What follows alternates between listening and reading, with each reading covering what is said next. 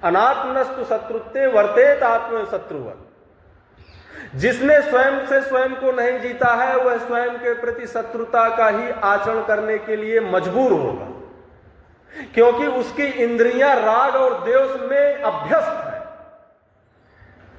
मन राग और द्वेष में अभ्यस्त है। अब मन का नियंत्रण है नहीं है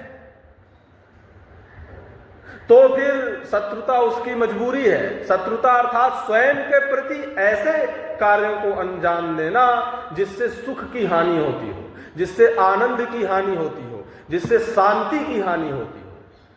क्योंकि जब तक चित्त शांत नहीं है, जब तक हम शांत नहीं है, तब तक प्रशांत वह परमात्मा समाहित नहीं होता है।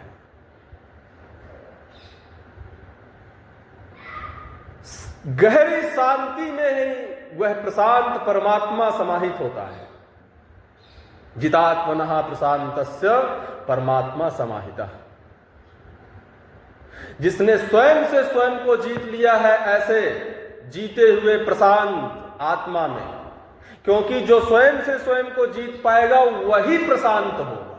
प्रशांत मतलब प्रकृष्ट शांत, शांति नहीं है, अद्भुत शांति है उसमें। उसमें परमात्मा समाहित होगा। उष्ण हो या सुख हो या दुख हो, चाहे हो मान और अपमान, सभी अवस्थाओं में क्या स्थिति है? परमात्मा समाहित।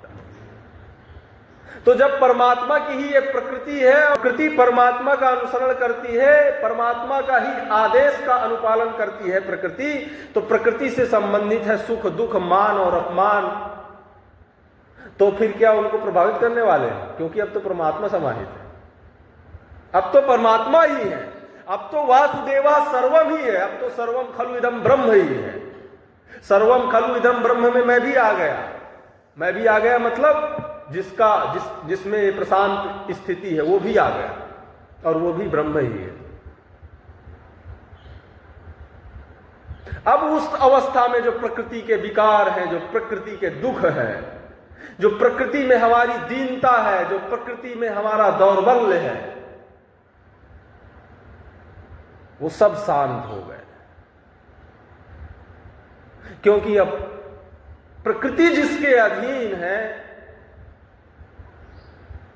वही है,